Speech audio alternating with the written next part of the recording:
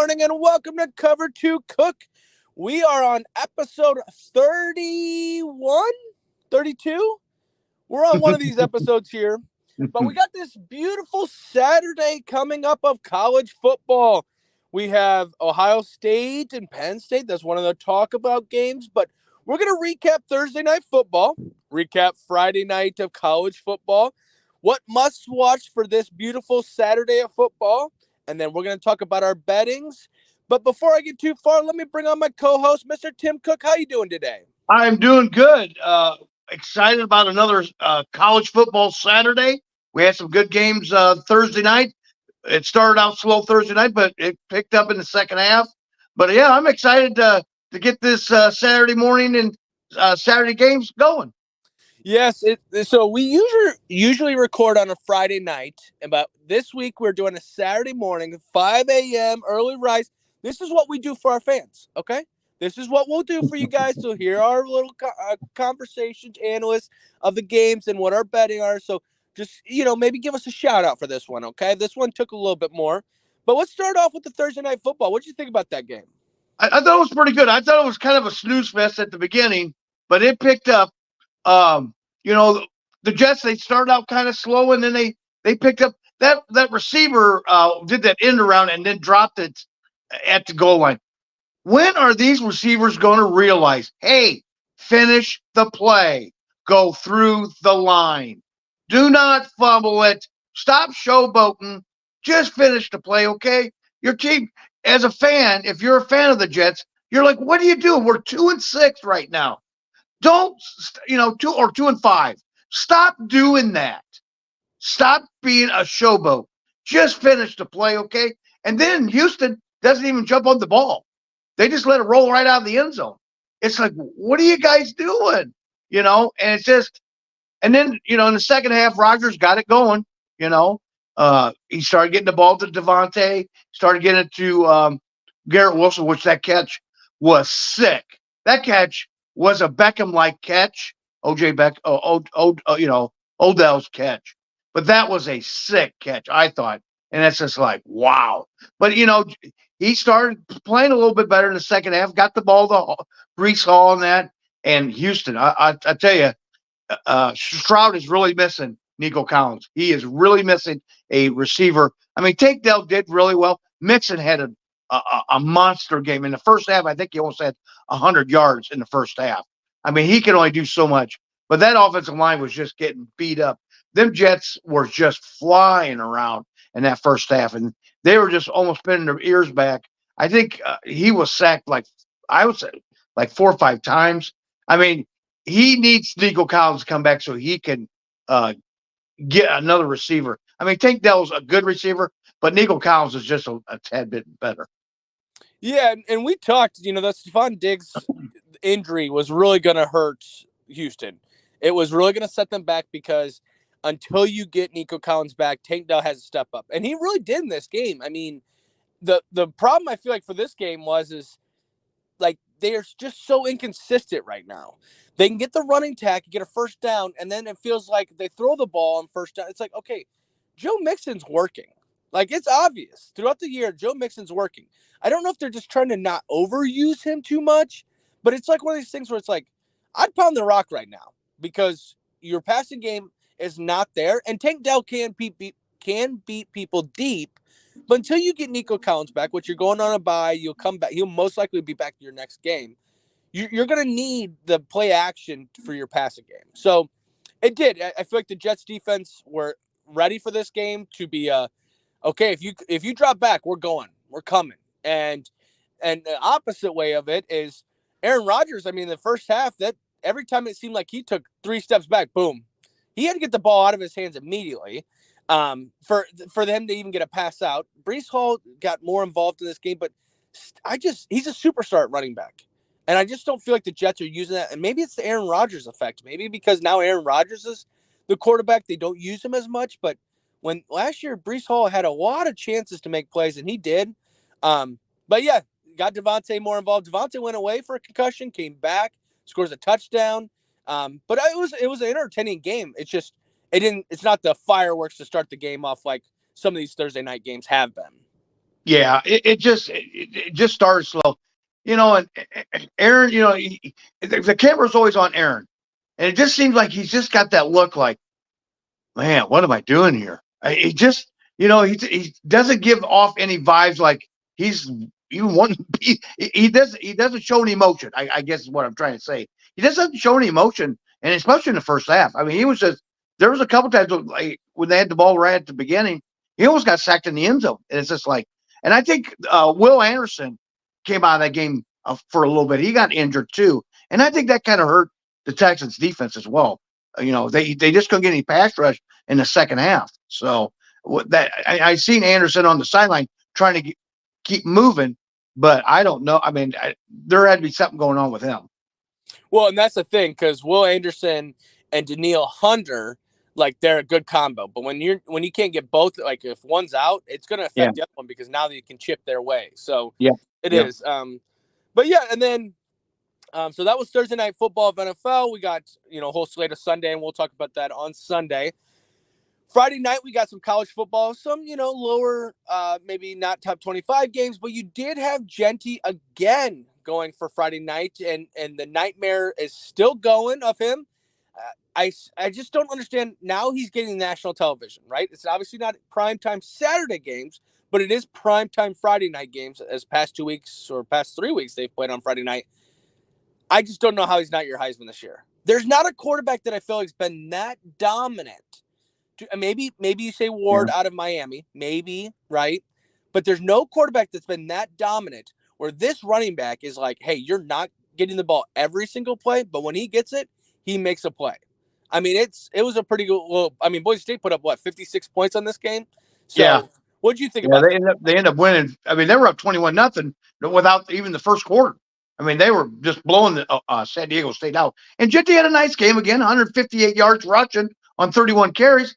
I mean, he's doing what he can to do it. And here's another deal too: is that Hunter for Colorado? He has moved up because now he's a two-way player and he's playing a lot of plays for Colorado. I mean, he's just not picking and choosing when he wants to play. He's in there for the whole time. So I think his stock is also risen too, as far as the Heisman as well. So, which he's a good player too, but I don't know. Well, and I guess the overall all around is what's getting him the most pub is him playing just damn near about every snap, offense the and defense. the thing that hurt Travis was the injuries. Obviously, like Yeah, he sat out some of the games, and then who else? There was someone else that they were saying with his injuries has kind of lowered him a little bit. But I mean, when you watch this Genty, he's a bowling ball, right? yeah, Like yeah, he just bounces off of things. It's like there's when you go bowling, they put him on the sides.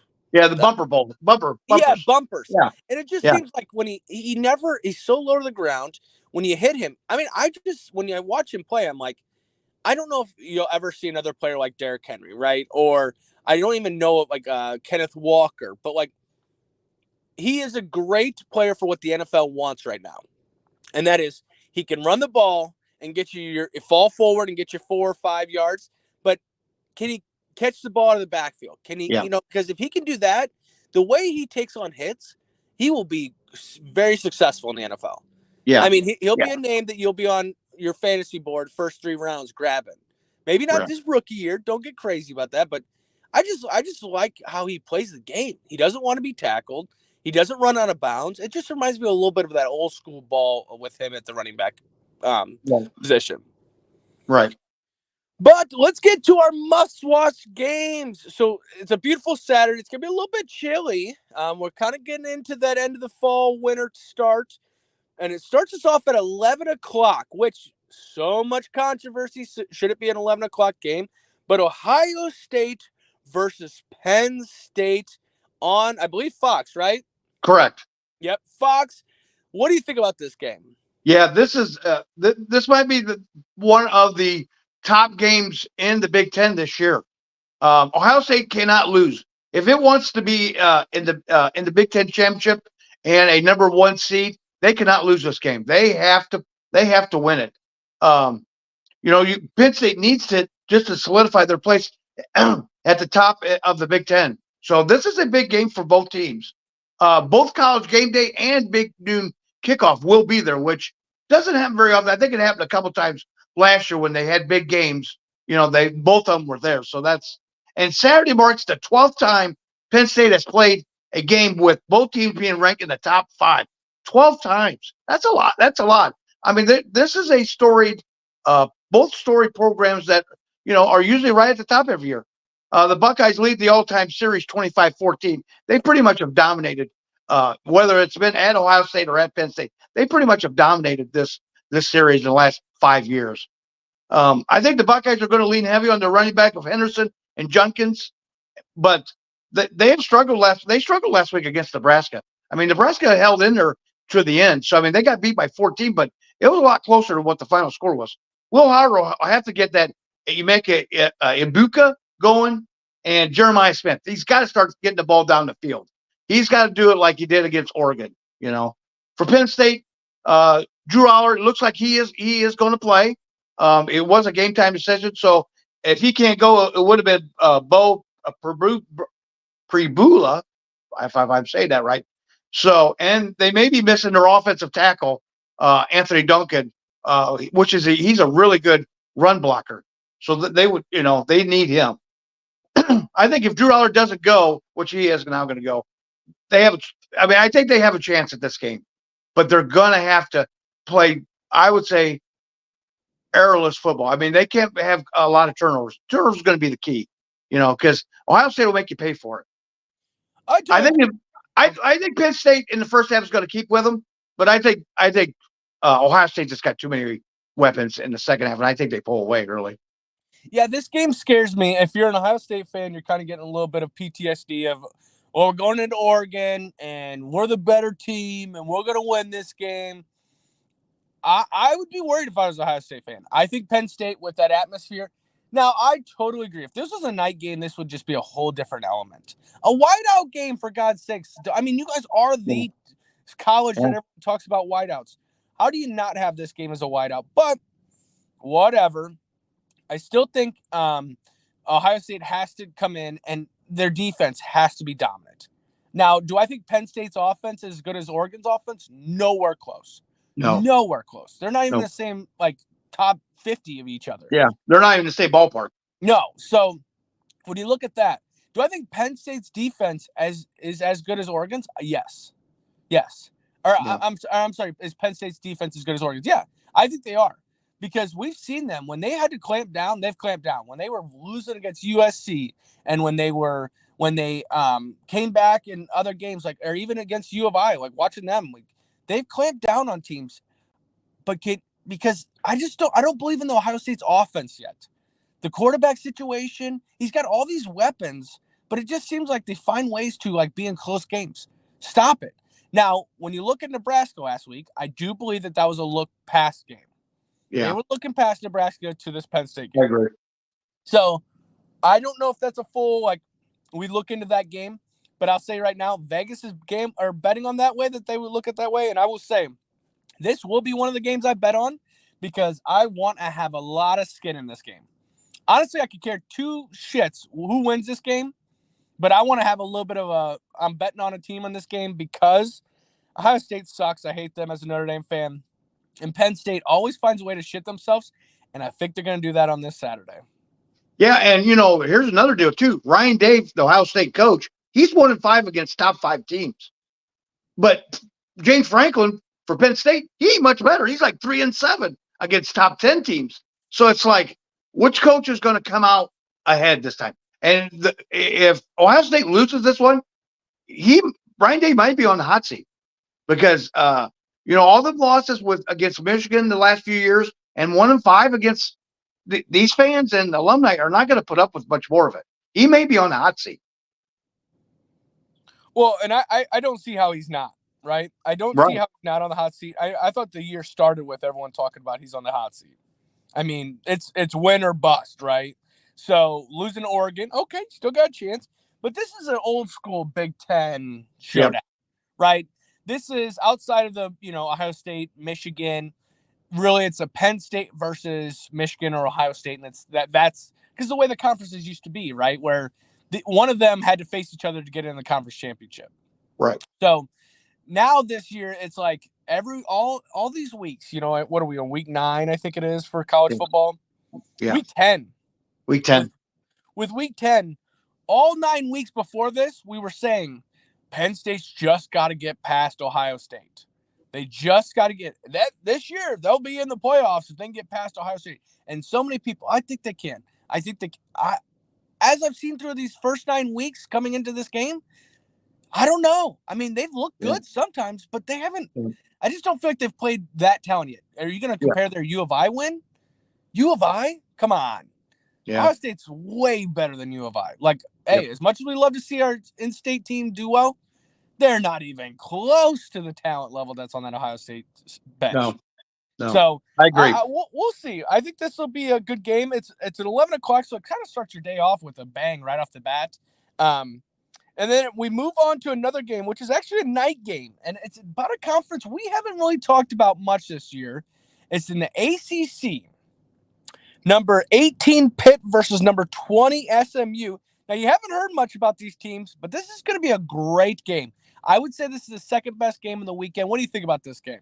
Yeah, I agree. This game could determine who's in the driver's seat in the ACC championship.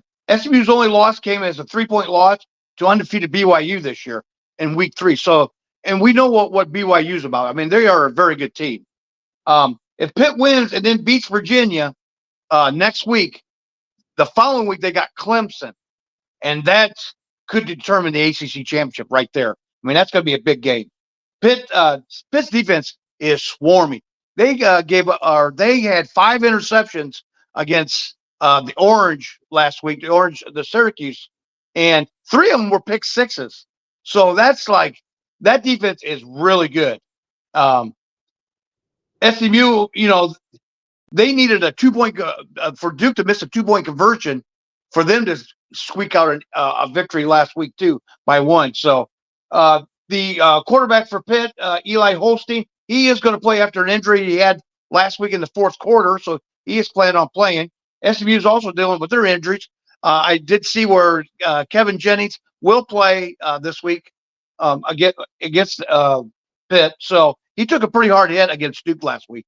So there was he might have been in concussion. I think he was in concussion protocol, but he did pass all the protocols. So Pitt currently ranks 3rd in the ACC in scoring offense, while SMU is ranked 4th. So this might be a pretty high scoring game. This will be the toughest opponent Pitt has faced all year.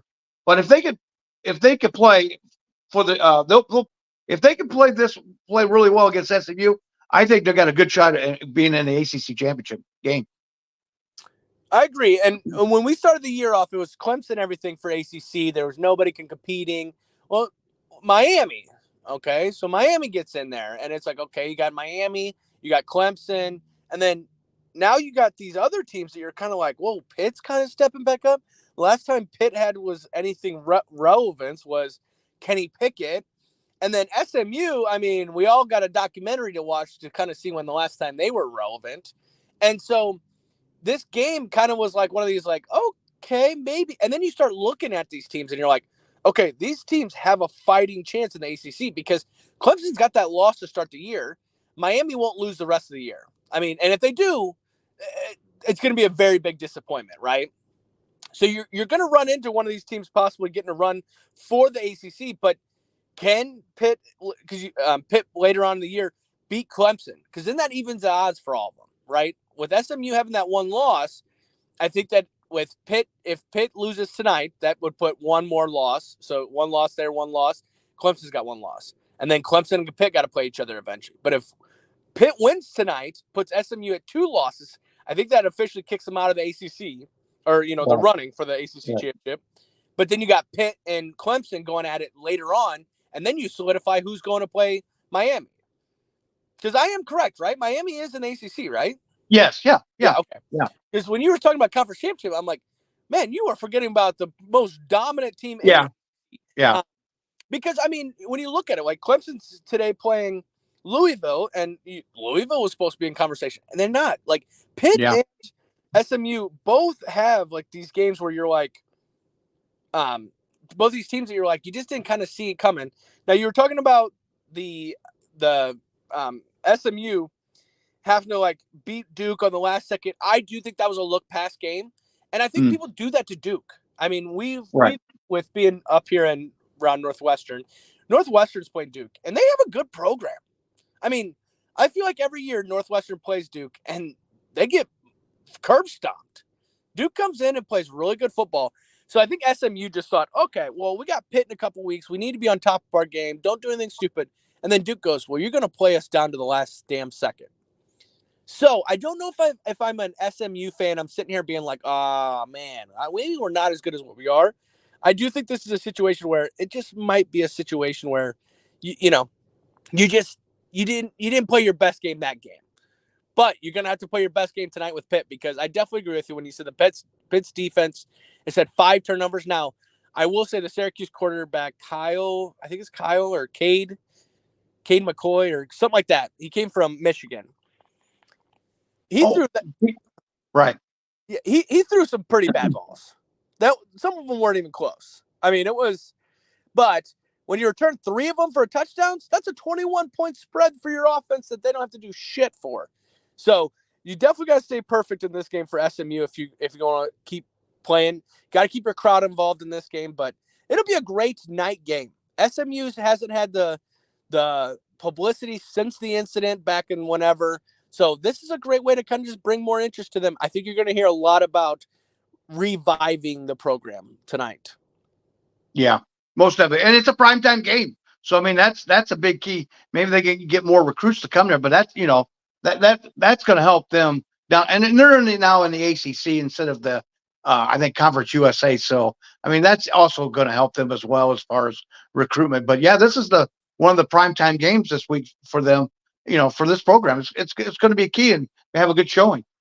Yeah, and I think you're going to hear a lot about, because I remember SMU a couple years ago, maybe it was even last year, they were winning, and that's all they talked about was like reviving the program after, getting the death penalty and things like that. And then, in which we could go on a whole conversation, and probably in the offseason, we'll talk about that, about how that was the dumbest ruling that NCAA ever did. But I think you're going to hear a lot about that tonight, just as like, about the death penalty and how they've, came back from it. So, but a great night game. We also have another good game, and we're staying in the ACC, which is crazy to think about, because ACC has not had many great teams, but I think this will be a great game.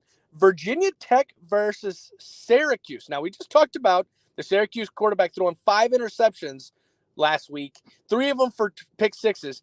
Can he bounce back? Now, he is a good quarterback, but this Virginia Tech team, they're coming in with a little energy as well, too, and great record. What do you think about this game? Yeah, for the Hokies, the last game they played Georgia Tech, and they won 21-6. While the Orangemen's coming off that, we talked about that horrible loss to Pitt, 41-13. For the Hokies, they'll be led by quarterback Kyron Drones and running back Bashul Tootin. For the Orange, it'll be the ex-Buckeye Kyle McCord, which he threw the 5 interceptions. With one more win, the Hokies haven't been to consecutive bowl games since 2018, 2019. So that's kind of something, they're going to be really trying to play for. And with the 3-1 record in the conference play behind Clemson, who they face next week. So they're going to get a shot at Clemson as well in the next week. The Orange is 1 win away from being bowl eligible. Oh, the Orange have won 4 of the last 6 matchups. And these 2 teams used to be in the old Big East. So they've kind of know each other from being in the Big East, playing each other, and they've won, 4 out of 6. I expect the Hokies to tee off on the passing game of the Orange, and the tandem of Drones and Tootin. I think the Hokies are going to run away from Syracuse. You know what? I'll take a little friendly wager with you on that one. I'm going to go the opposite way. When I was younger, you used to say, I'd say, I think they're going to win this game. And you'd always come back and say, I bet you a Sody. I bet you a Sody that Syracuse wins this game. I'm in. All right. I just want to make sure before I say all this, I just want to make sure it's not a part of my gambling today. It is not a part of my gambling, but I'll bet you a Sody that next time I see you, I'll buy you a soda, you buy me one. And Sody Pop, this is for the ones that are under 21. for 21s. We all know what we're talking about here. I will take Syracuse. I think that was an awful showing. It was an awful showing on a Friday night game, and it was just one of these things where I think the game got too big for him. And when he started making mistakes, he just started keep funneling the mistakes. The quarterback for Syracuse, he's not that bad. He's not that bad. That was a bad showing. I think that's how Vegas is looking at it too, with the 3.5 with Virginia Tech. Now, what I am a little disappointed about this game is I wish it was at Virginia Tech. Me and you have talked off air about how the Sandman is one of the coolest things I think in college football. I think if anybody gets a chance just to watch the beginning of a game at Virginia Tech, just do that because I think it'll give you chills because it is so cool. It is, and it's one of these things where I feel like when you watch it, you get chills. But like, could you imagine being there? Like, I was crazy. Right. Like, I don't even need to go see my team play. I just want to be a part of that. And there's a lot of places that we've talked about that I would love to, but also Syracuse because they're a dome, and not many college teams play in domes. It is very unique for a lot of for these college teams to play in a dome, and I just know like when Notre Dame's played them and watched their games, it always seems like the field's just a tad bit brighter, right? And the goalposts are just a tad bit brighter. Everything just seems it's what more NFL we watch on Sundays, and so I do think that brings an element into it. It usually tends to be a little bit louder because of the echo and / no sound being able to leave. But I think Syracuse bounces back this game. I think they handle Virginia Tech. I think Virginia Tech's had a great season so far, but they're both going to be in the bowl games. It's great to see the ACC striving because everyone wants out of the ACC right now. Right. But if you go look at the conference in general, Miami has a legitimate chance to win the national championship. Legitimate. Now, I wouldn't put my money on that. I'm not betting a Sody on that one, I'll tell you that. But Clemson, they've bounced back. They're looking good. I mean, maybe they go. Yeah, that pick early in the season is looking pretty good right now. Yeah, maybe they bounce back, But, like, you got Virginia Tech and Syracuse winning records. You got North Carolina right now after they're going to beat Florida State because everyone beats Florida State. They'll have a winning record. Louisville's got a winning record. We just talked about Pitt and SMU. Like, this Duke at 6-2, like, this ACC is really good this year. I mean, I think they're underrated. Yeah, you just got juggernauts that like Clemson and Miami that you're just going to have to take a loss there. But I'm glad we're giving a shout out to ACC because I feel like it's either been SEC, Big Ten, or anything like that. But if you are going to want to watch this Virginia Tech game versus Syracuse, it is the CW network, and that kind of hurts the ACC. Hey, but it's at 11 o'clock, so if you get to watch that game, me and the daddy boy here got a sody pop on this game.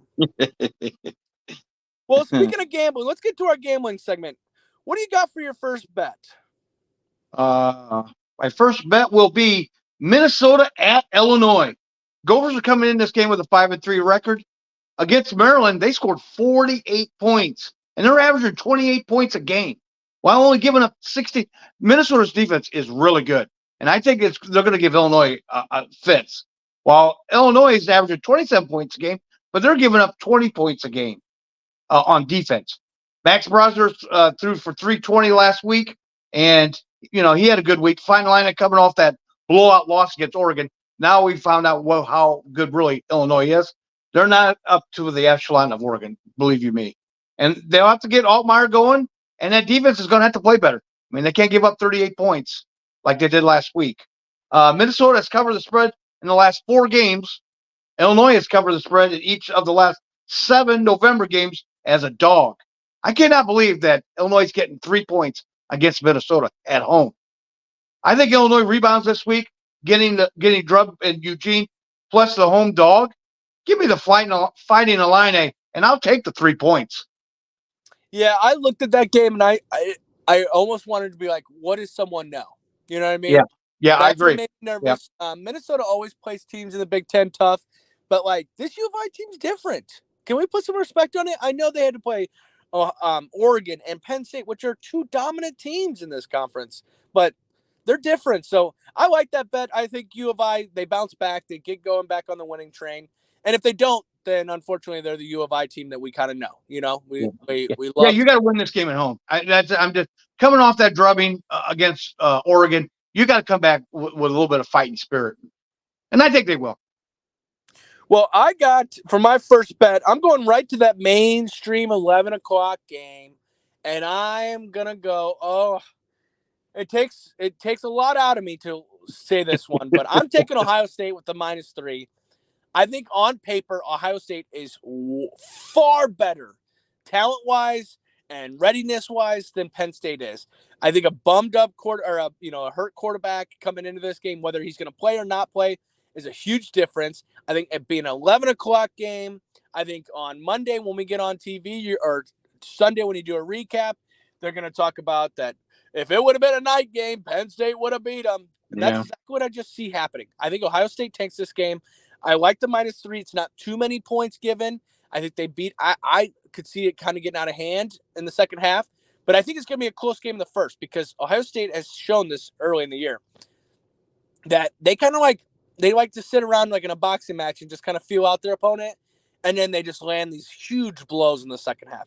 And I think that's what's going to happen. I can see them getting turnovers, whether it's fumbles or interceptions, and they're just going to make Penn State. And for Ohio State to win this game, they're going to have to take the crowd out of it. And if they take the crowd out of it, it's going to be hard to get Penn State because they don't have the talent to compete if they don't have the crowd with them. So I like Ohio State -3 in this game. Yeah, I think Ohio State's like you say. I think Ohio State plays with. They just kind of in the first half, and they've been done that all year, where they've just kind of looked around and played down to their competition. But in the second half, they poured on. I think Ohio State's defense is really good, and I think with Aller being banged up, I think they're just going to put so much pressure on him and cause turnovers. And in the second half, I could see them pulling away. Yeah, it kind of reminds me of the what was the Ohio State game? Iowa, where Iowa, it was like close at half, and it was like 10-3, and ended up like 35-3 or whatever. And it was like, that's what I kind of see. What do you got for your second bet for this? Texas Tech versus Iowa State. Texas Tech's lost last week to TCU 35-34, and Iowa State's coming off the bye, so they are going to be fresh. It looks like Texas Tech's quarterback Baran Morton is a go. Before he got hurt last week, he threw for 137 yards, so he played pretty good. Texas Tech is averaging 38 points a game, but they're giving up 36 points a game. Yeah, that defense is not very good. So Iowa State's last game was 2 weeks ago against UCF, and they won 38-35. So I think this is going to be a high-scoring game. It wasn't the best game, but they always say survive and advance. Iowa State's averaging 31.7 points a game, but only giving up 14 points a game. I think with a hurt quarterback at Texas Tech and their defense is not good, Iowa State's coming off the bye. Give me Iowa State, and I'll give you 14.5 points. Wow. I mean, that's a lot of points. I think that coming off the bye, I think they'll be fresh, and I think they'll just run away from Texas Tech. Yeah. And the one thing that makes me nervous with those kind of games is like just making sure that they, don't start rusty. Because when you say 14, I mean, it's hard to get up on them. But I think that's a good bet. I think it's going to be one where they got to start, like you said, they got to start out fresh, not rusty. If they start out rusty, it's going to make you grind to the end for that one. Yeah. But I don't see them losing. That's for darn sure. I don't see them losing. I see them taking this win. It's just put it on them quick and get Texas Tech out of it. You know what I mean? Get the buses ready and things like that. So I like that bet as well. Well, I'm looking at this Texas A&M, and I cannot believe the odds for this one. For Texas A&M, they are only favored 3, and I have the ACC. 1 second. Because Texas A&M's playing. Let me try to pull it up. It's South Carolina. Yeah, South Carolina. Yes. And it's only a -3. Now, Texas A&M has jumped up in the rankings, top 10 now after their big wins this year. The backup quarterback coming in has definitely just made this offense a lot more efficient. Now, what I think they're seeing in this game is South Carolina's competed. They almost beat LSU. They gave someone else a run earlier in the year, too. But then they lost it at the end. I think with this Texas A&M, I don't think they compete at all. I know it's at home, and I know it's a 6:30 night game in South Carolina, but that offense now for Texas A&M with that running attack or the running ability with that quarterback, that is hard to compete with because Texas A&M came into the year saying we got a pocket quarterback and he can get the ball out to these big wide receivers. Well, now they go to this more of a running agile quarterback, and he's still got a great arm, got a good arm, but you still have these big wide receivers plus him out of the backfield. I, I like Texas A&M -3 here. I think they handle this game pretty well. I could be close first quarter or so, maybe started at midway second, but I think Texas A&M pulls away, crowd gets out of it. It's Texas A&M the rest of the game. Yeah, I'd have to agree. I think Texas A&M, when they made that switch last week on the quarterbacks, I don't think that unless that kid gets hurt, there's no way he comes out of the lineup now. I mean, Wegman, I think, is going to be on the bench for a while. So they just played so much better. He can throw the ball down the field. He's got the option where he can run it, and like I said, he can throw it to the big wide receivers. I don't see, unless he gets hurt, he's coming out of that lineup anytime soon. Well, and I mean, in my mind, I already was like, well, he's gonna transfer. Like that's just now college football, right? Where Yeah. oh, he's not playing, he got benched, transfer. Yeah. So what do you got for your third bet? Louisville versus Clemson. Clemson's coming on is on a 6-game winning streak, and they're beating their opponents by an average of 27 points. Louisville's lost the last 3 of 5 games. Louisville's going to go. Louisville's got to have a monster game. This is going to have to be a damn near perfect game for Tyler Show. And his receivers Brooks and Bill, they need to stay in this game, and their defense has got to step up and put pressure on Cade Klubnik. So Louisville's ground game is averaging 157 yards a game, led by Isaac Brown. For Clemson, you got Cade Klubnik. He keeps the offense moving, and he can get the ball to Williams and bringing Stool. Sorry. On defense, they can get if they can get pressure on Show, it could be a long day for Louisville, a long day. And the secondary has to step up.